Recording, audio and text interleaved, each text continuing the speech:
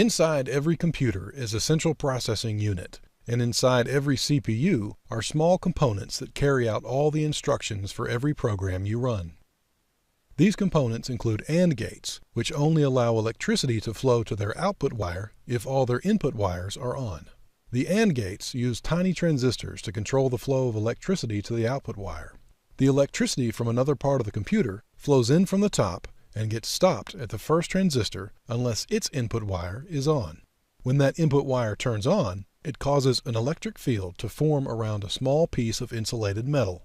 This electric field reaches out past the insulation and causes the properties of the semiconductor material below it to change, turning a small part of that semiconductor into a full conductor, bridging the gap for any electricity flowing in from the left and out to the right. The types of components you create from transistors are based upon how you wire their inputs and outputs together. If you chain them together so that the output of one flows to the input of the next, then you are creating an AND gate, where all the input wires must be on for the final output wire to be on. Inside the Scott CPU, you'll see a number of these AND gates scattered around, with some having more inputs than others. Another type of component that you'll come across is the OR gate, which is represented by this shape. Instead of chaining the output of each transistor to the input of the next, you instead run all the output wires to the same place, the output of the whole gate.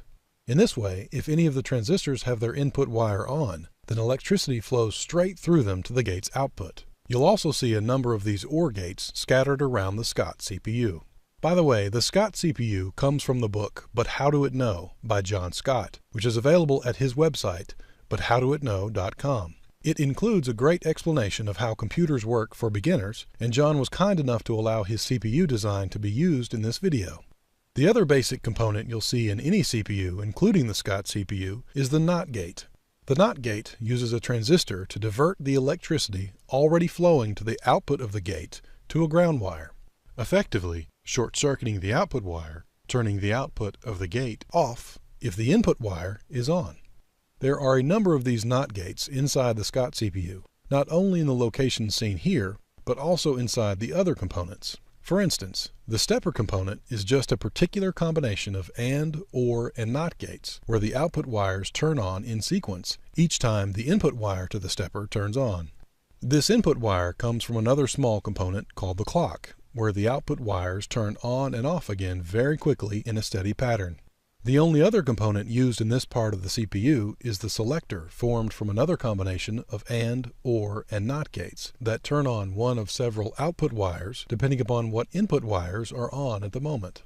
In another area of the CPU is the arithmetic logic unit, which includes more AND, OR, and NOT gates, along with the selector component that we just saw.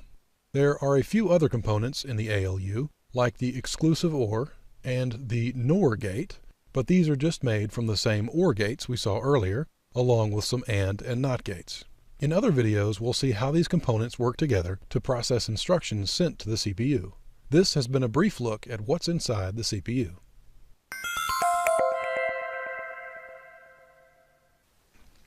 The first component is the control unit, which is kind of like a captain in the Army. It receives its orders from RAM in the form of an instruction, and then breaks that instruction down into specific commands for the other components. One of the most important components under the command of the control unit is the arithmetic logic unit, or ALU for short. The ALU is what performs all the mathematical operations inside the CPU, such as addition, subtraction, or even comparison like we saw earlier. The arithmetic logic unit has two inputs.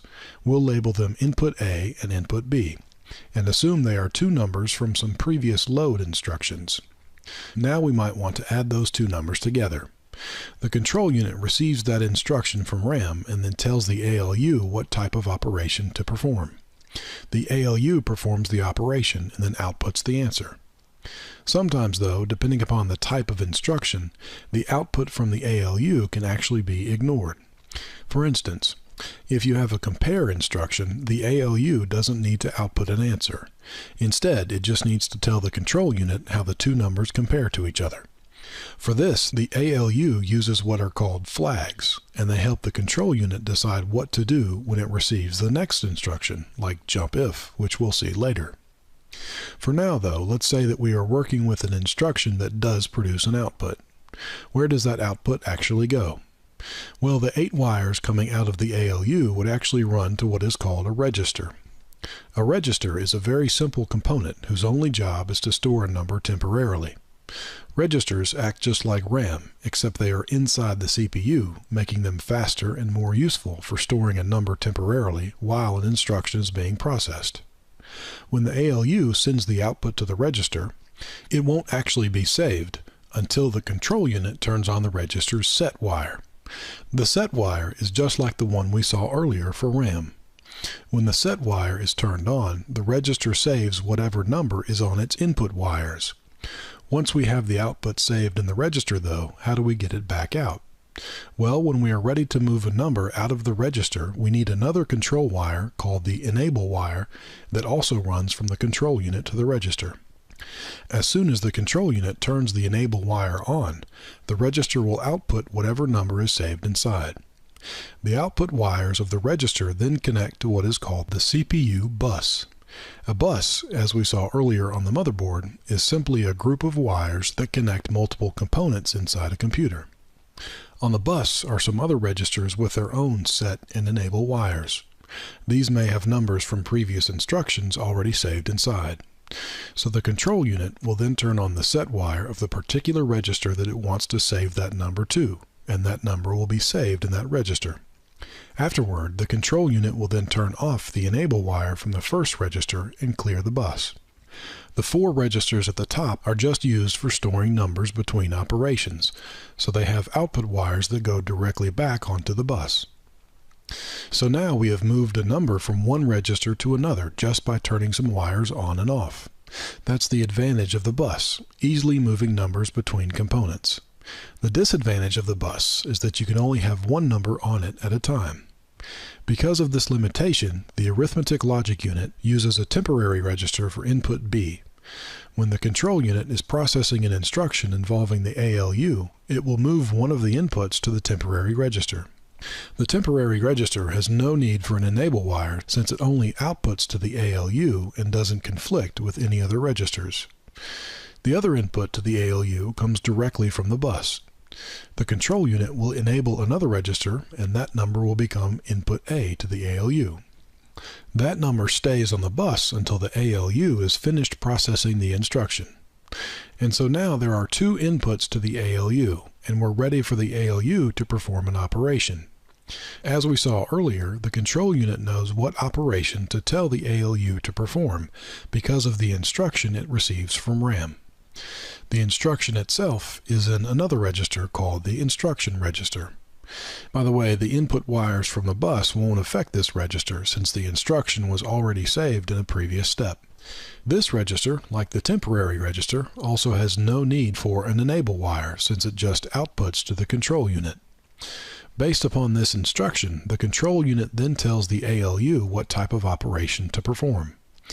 So let's say the instruction we're processing is a compare instruction. With the compare instruction, we're not interested in the number that is output by the ALU. We only want to know how the 2 inputs compare to each other. For that, we use the flags that we talked about earlier. Each flag is just a wire that turns on or off depending upon whether or not a certain condition is true. Inside the Scott CPU, there are 4 flags, and we'll look at 2 of them now. The A is larger flag will turn on if input A is larger than input B. If the inputs are the same, then the equal flag turns on, and if both of these flags are off, that means input B is larger. But in this case, the equal flag is on, so that means both inputs are the same. Once the compare instruction is over, we still need to use the flags for the next instruction, so we'll save them to a register that only has 4 inputs and 4 outputs, 1 for each flag. Once the flags are set into the flags register, the CPU is finished with the compare instruction, and it can then request the next instruction from RAM. Generally, the next instruction after a compare instruction is a jump if instruction.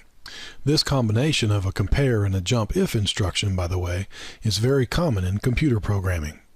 Anytime there is more than one possible path through a program, the computer is using these instructions to tell it which way to go.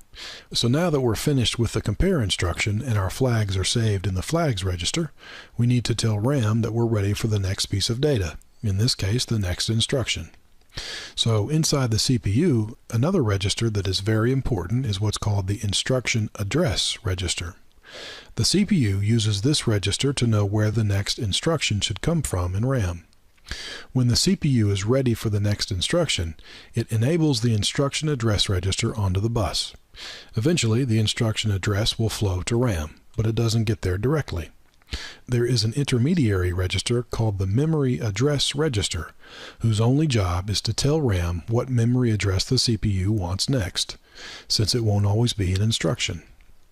Once the instruction address is set into the memory address register, it is automatically sent to RAM since the memory address register doesn't have an enable wire. The control unit then turns on the enable RAM wire, and RAM automatically sends back the data at that address, which in this case is an instruction. That instruction is then saved in the instruction register, and the control unit begins processing it. In this case, it's a jump if equal instruction, which checks to see if the equal flag is on. It does that by running one of its wires and the equal flag wire into an AND gate. If both inputs to the AND gate are on, then the output wire turns on as well. This output wire will then trigger the jump. That jump eventually retrieves the next piece of data from RAM, which happens to be an address, and move it into the instruction address register.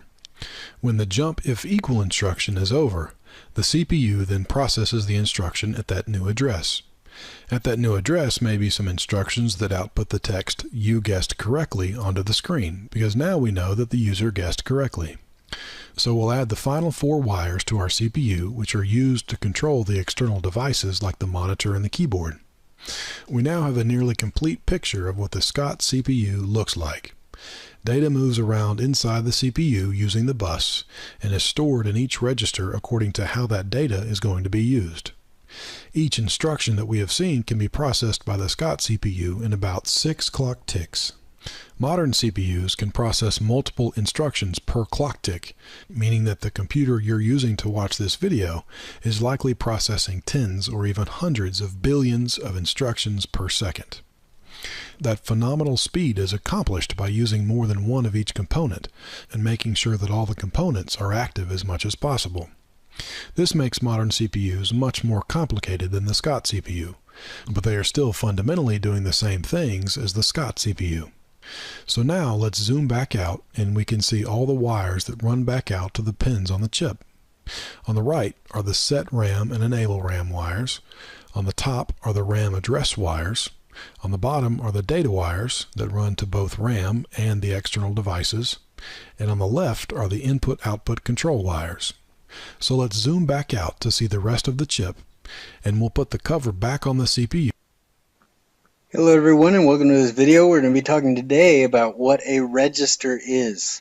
We're going to have a couple examples. I'm not going to explain all of them for lack of time, but the most basic function I will describe and define on those. So what is a register? A register is basically a group of flip-flops that are hooked together to hold certain aspects of data. So usually we're going to use D flip-flops in the examples that we have here, but I guess that is what a register is. Now, what do we use a register for? A register, like we said, can be used for data storage, so we can use it to store data for further use.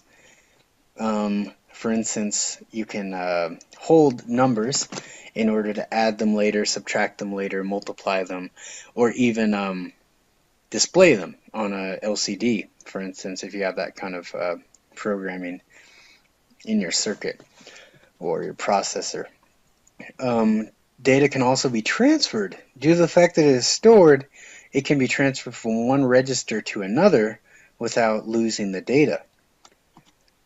Now let's see a couple examples of registers in order to see what they do. These are one of the more simpler ones. We have Remember, in these flip-flops, each bit requires a flip-flop, and in each flip-flop, in this case, Q follows D. Um, of course, in the shift to the left example, you can see that the first D follows Q, but that Q follows the last D. So it's really not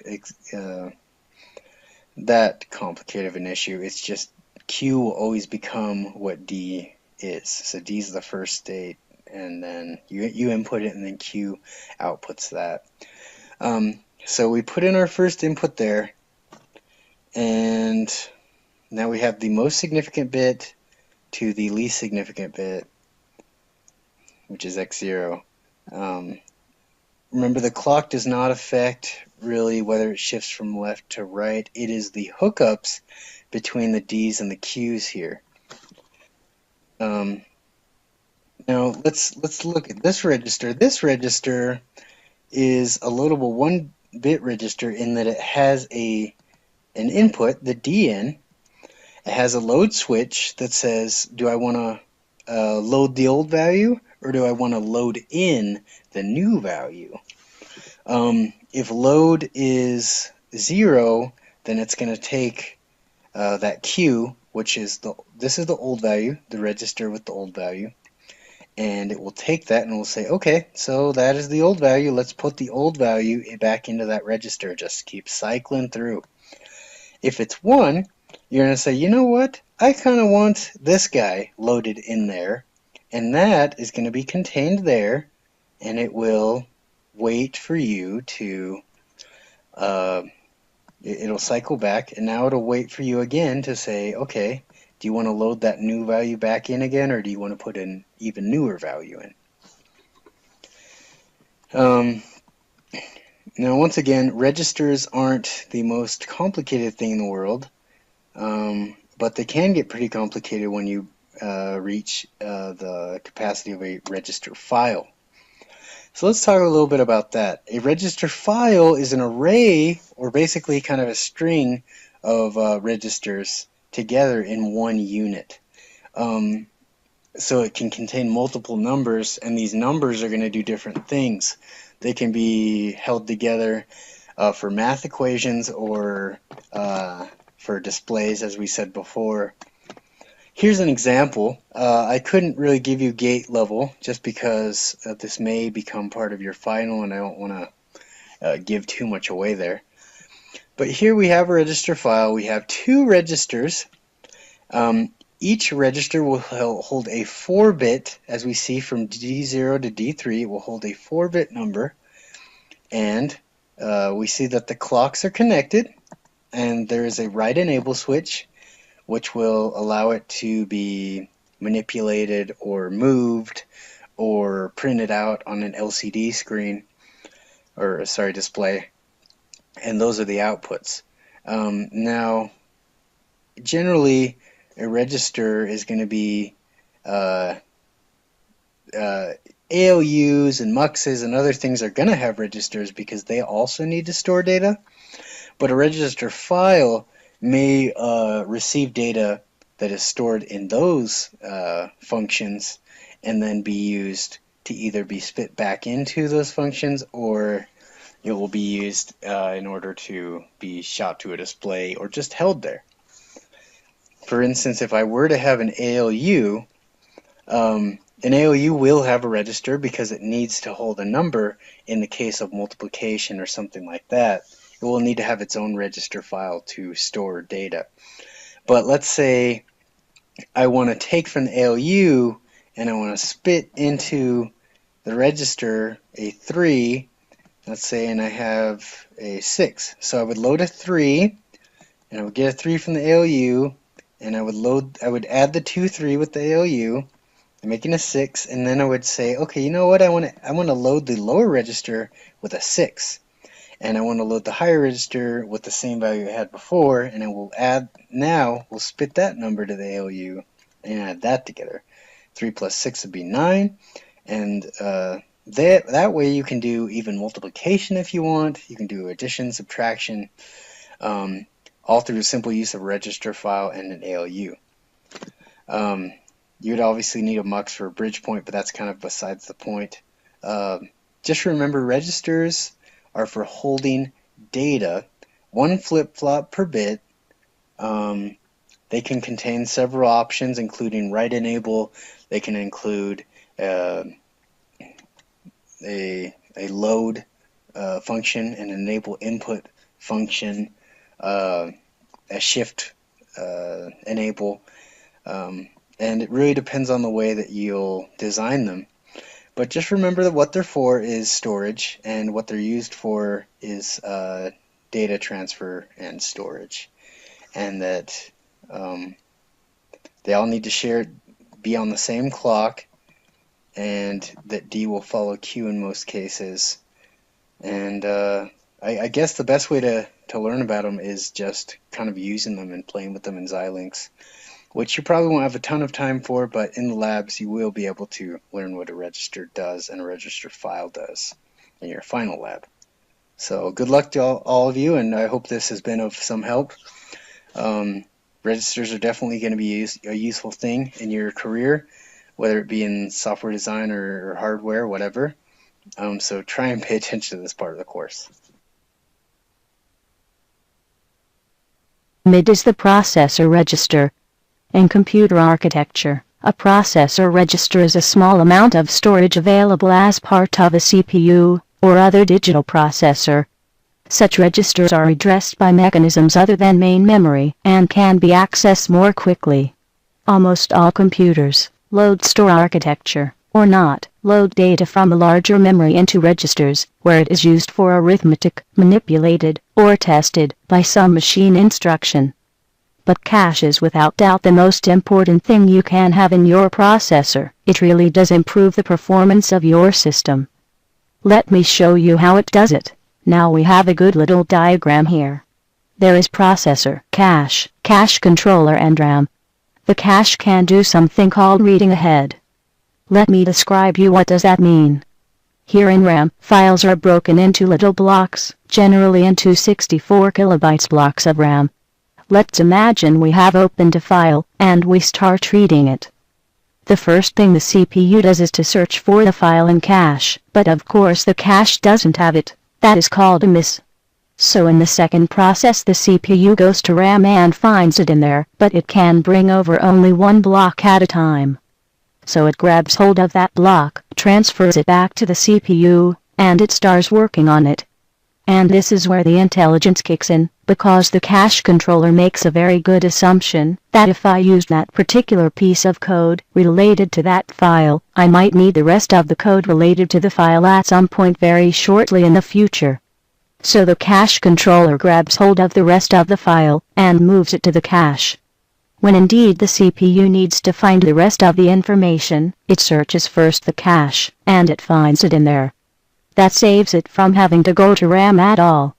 The main question here is why the CPU just doesn't go to RAM, and there is a very simple reason for this, because cache is much faster than RAM. Now you remember that blocks of code is moved from RAM to cache, and that's where the replacement policy decides where in the cache a copy of a particular entry of main memory will go. But when the cache is full, a replacement algorithm must choose which items to discard to make room for the new ones. If the replacement policy is free to choose any entry in the cache to hold the copy, the cache is called fully associative. At the other extreme, if each entry in main memory can go in just one place in the cache is direct mapped. Let's begin with fully associative mapping. Its approach is to store both memory address and data together in the cache. A fully associative cache requires the cache to be composed of associative memory holding both the memory address and the data for each cache line. The incoming memory address is simultaneously compared with all stored. If a match is found, the corresponding data is read out.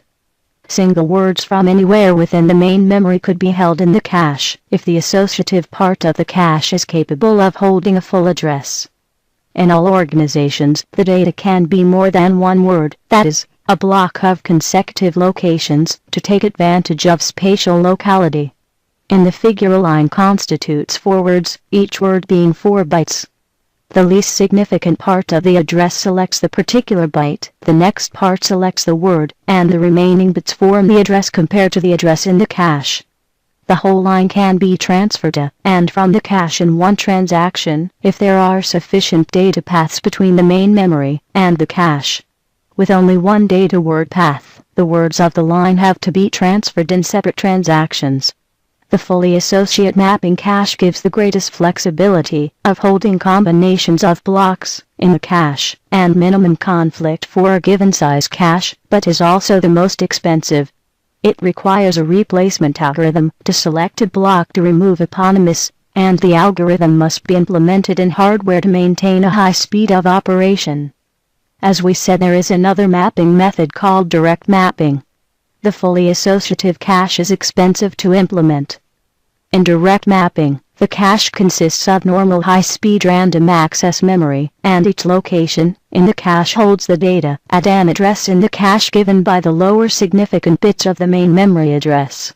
This enables the block to be selected directly from the lower significant bits of the memory address. The remaining higher significant bits of the address are stored in the cache with the data to complete the identification of the cache data. Consider the example shown in the figure. The address from the processor is divided into two fields, a tag and index. The tag consists of the higher significant bits of the address, which are stored with the data. The index is the lower significant bits of the address used to address the cache. When the memory is referenced, the index is first used to access a word in the cache. Then the tag stored in the accessed word is read and compared with the tag in the address. If the two tags are the same, indicating that the word is the one required, access is made to the address cache word. However, if the tags are not the same, indicating that the required word is not in the cache, reference is made to the main memory to find it. For a memory read operation, the word is then transferred into the cache, where it is accessed. Here is the direct map cache with a line consisting of more than one word. The main memory address is composed of a tag, an index, and a word within a line. All the words within a line in the cache have the same stored tag.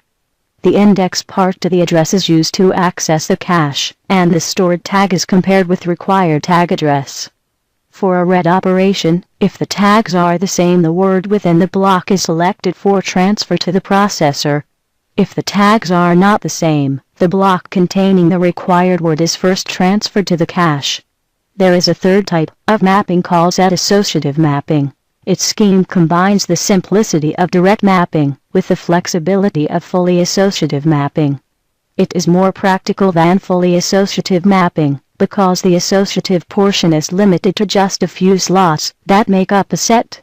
The organization is shown in the figure. The cache is divided into sets of blocks. Each block in each set has a stored tag which, together with the index, completes the identification of the block. First, the index of the address from the processor is used to access the set. Then, comparators are used to compare all tags of the selected set with the incoming tag. If a match is found, the corresponding location is accessed. Otherwise, as before, an access to the main memory is made.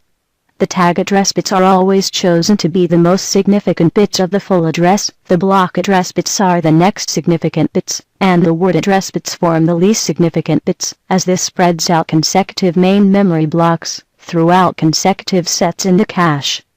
Notice that the association between the stored tags and the incoming tag is done using comparators, and can be shared for each associative search, and all the information, tags, and data can be stored in ordinary random access memory. The number of comparators required in the set associative cache is given by the number of blocks in a set, not the number of blocks in all, as in a fully associative memory. The set can be selected quickly, and all the blocks of the set can be read out simultaneously. After a tag has been identified, the corresponding block can be selected. The replacement algorithm for set associative mapping considers the lines in one set, as the choice of set is predetermined by the index in the address. Hence, with two blocks in each set, for example, only one additional bit is necessary in each set to identify the block to replace. Now let's talk a bit about the problems that occur. When a data is written to the cache, it must at some point be written to the RAM as well. The timing of this write is controlled by what is known as the write policy. In a write-through cache policy, every write to the cache causes a write to the RAM. Alternatively, in a write-back cache, writes are not immediately mirrored to the store. Instead, the cache tracks which of its locations have been written over. These locations are marked dirty. The data in these locations is written back to the RAM when those data are evicted from the cache. For this reason, a miss in a write-back cache will often require two memory accesses to service, one to retrieve the needed data, and one to write replaced data from the cache to the store. The probability that the required word is already in the cache depends upon the program and organization of the cache. Typically 70 to 90% of references will find their words in the cache, called a hit, but the rest is when a reference to the main memory is necessary, called a miss. The hit ratio of a cache describes how often a searched-for item is actually found in the cache. More efficient replacement policies keep track of more usage information in order to improve the hit rate for a given cache size. The latency of a cache describes how long after requesting a desired item, the cache can return that item when there is a hit. Faster replacement strategies typically keep track of less usage information. Or, in the case of direct mapped cache, no information at all, to reduce the amount of time required to update that information.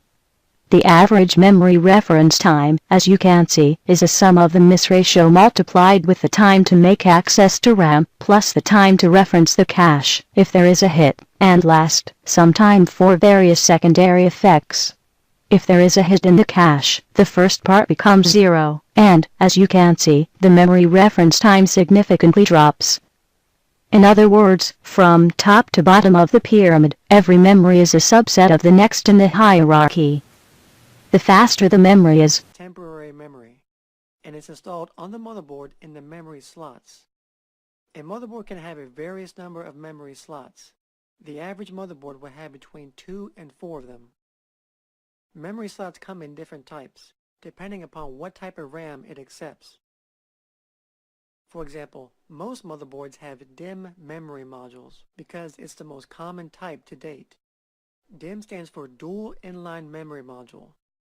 A DIMM memory module has either 168, 184, or 240 pins. A DIMM is a dual inline module because it has two independent rows of these pins, one on each side. And DIMMs have a 64-bit data path.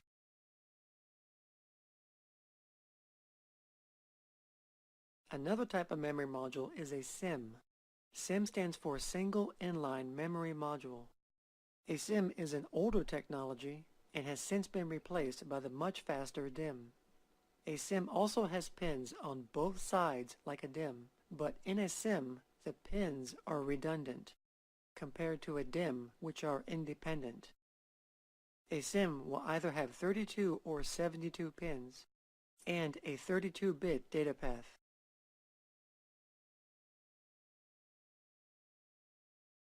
Another type of memory module is called RAM, which stands for Rambus Inline Memory Module, which was developed by the company Rambus Inc. RIMs have 184 pins and look similar to a DIMM, with the exception that the bottom notches are located in the center of the module. In 1999, RIMs were a breakthrough in the speed of memory, but has quickly fallen behind due to the advancement of technology in DIMMs.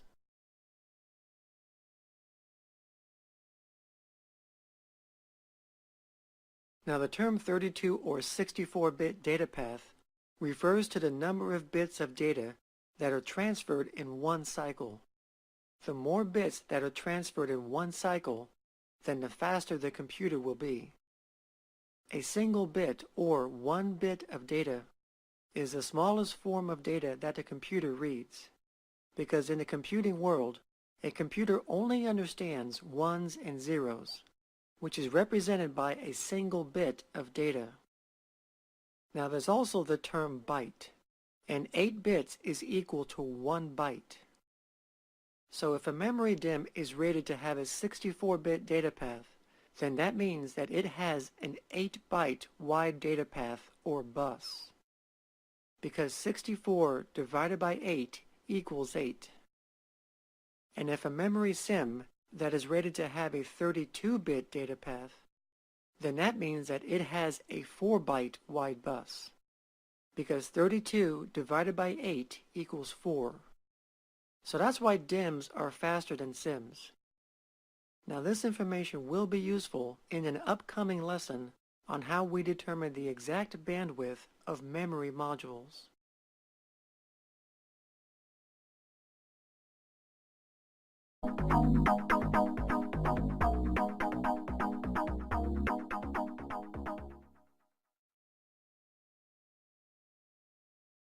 In section 1, we talked about secondary memory, which is permanent storage. This dealt with hard drives. Now we'll talk about primary memory, or temporary storage. This is called RAM. RAM stands for Random Access Memory. In order for data or a program to run, it needs to be loaded into RAM first. So here is how it works. The data or program is stored on the hard drive. Then from the hard drive, it is loaded into RAM. And once it's loaded into RAM, the CPU can now access the data or run the program. Now, a lot of times, if the memory is too low, it might not be able to hold all the data that the CPU needs. And when this happens, then some of the data has to be kept on the hard drive to compensate for low memory. So instead of data going from RAM to the CPU, it has to do extra work by going back to the hard drive. And when this happens, it slows down the computer.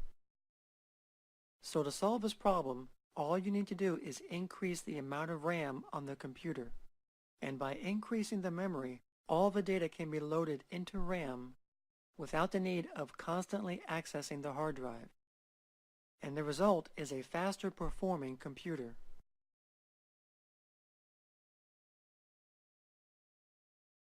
RAM requires constant electrical power to store data, and if the power is turned off, then the data is erased. RAM is stored on the motherboard in modules called DIMMs. These DIMMs come in different memory sizes. Today, they range anywhere from 128 megs to 4 gigs of memory per DIMM or more. RAM also comes in different types, such as dynamic RAM or DRAM. DRAM is memory that contains capacitors, and because it has capacitors, it has to be refreshed often. SRAM stands for synchronous RAM. This memory uses transistors and does not have to be refreshed, unlike DRAM. And because of this, it is much faster than DRAM, and it is also very expensive. An example of SRAM would be the memory cache level 1 and 2 that is used by the CPU. Another type of memory is called SDRAM, which stands for synchronous DRAM.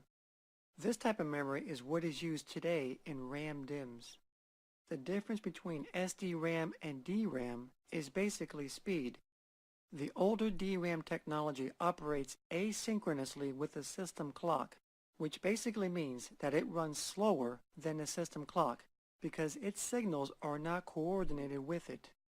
But SDRAM runs in sync with the system clock, which is why it is faster than DRAM. All the signals are tied to the system clock for a better controlled timing. SDRAM is rated at different speeds. For example, a stick of SDRAM could be labeled PC100. The 100 equals the speed at which it operates, which is 100 megahertz. And since SDRAM only comes in 64-bit modules, it has an 8-byte wide bus, because 64 divided by 8 equals 8. So to figure out the total bandwidth of PC100, you multiply 100 megahertz times 8 bytes, which equals 800 megabytes per second. So the total bandwidth of PC100 equals 800 megabytes per second. So an SDRAM module labeled PC133 You multiply 133 by 8 bytes, which equals 1066. So the total bandwidth for PC 133 equals 1066 megabytes per second. As technology increased and processor and bus speeds have gotten faster, a new RAM technology was developed to keep up with the faster speeds of computers. This newer technology was called DDR, which stands for double data rate. And that's basically what DDR does. It sends double the amount of data in each clock signal when compared to non-DDR RAM. Non-DDR or single data rate RAM uses only the rising edge of the signal to transfer data. But DDR uses both the rising and falling edges of the clock signal to send data, which makes DDR twice as fast.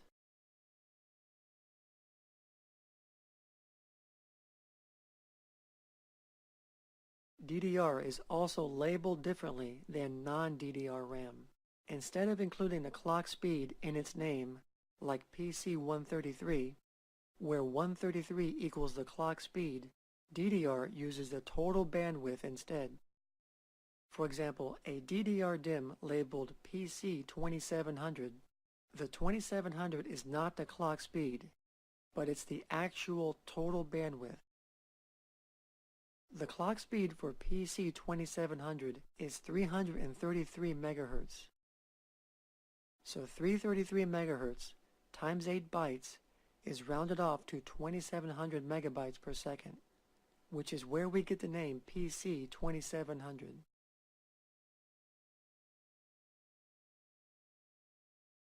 Another example is PC 3200. PC 3200 has a clock speed of 400 MHz, so 400 times 8 equals 3200, which is where we get the name PC 3200. A new technology that has succeeded DDR is DDR2. DDR2 is faster than DDR because it allows for higher bus speeds, and it also uses less power than DDR. A DDR2 DIMM has 240 pins compared to 184 pins on DDR. Some examples of DDR2 are PC2 3200 and PC2 4200.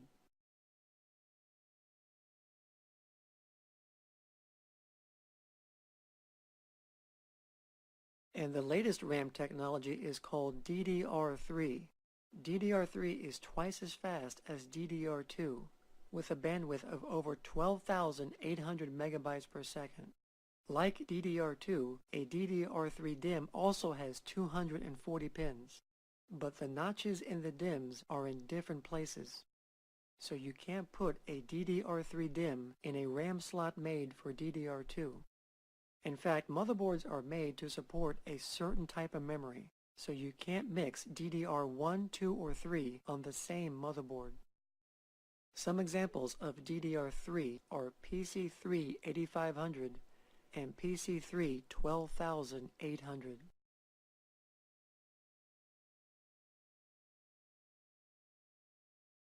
Another type of memory was called RDRAM, which was developed by Rambus Inc. And they developed the RIM, which stands for Rambus Inline Memory Module. RIMs have 184 pins and look similar to DIMMs, with the exception that the bottom notches are located in the center of the module. In 1999, RIMs were a breakthrough in the speed of memory, but has quickly fallen behind due to the advancement of technology in DIMMs. When RDRAM debuted in 1999, it ran at 800 MHz, which was considerably faster than SDRAM, which ran at 133 MHz at that time. But even though it was a lot faster than SDRAM, RDRAM only had a 2-byte wide bus, compared to SDRAM, which had an 8-byte wide bus. So if you multiply the speed of RDRAM, which was 800 MHz, times the bus width, which was 2 bytes, you will get a total bandwidth of 1600 megabytes per second. RIM technology was designed to work with a continuous signal, which means that all the other memory slots on the motherboard must be used for RIMs to work properly. And if other RIMs are not available, then a user can install a CRIM or continuity RIM, which is basically a dummy RIM to ensure continuity in all the memory slots.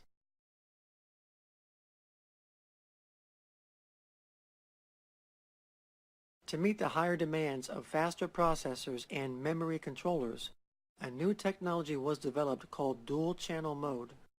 Dual-channel mode requires a pair of identical DIMMs installed on the motherboard, which allows the memory controller the ability to communicate with two DIMMs simultaneously, which increases the speed of accessing the memory.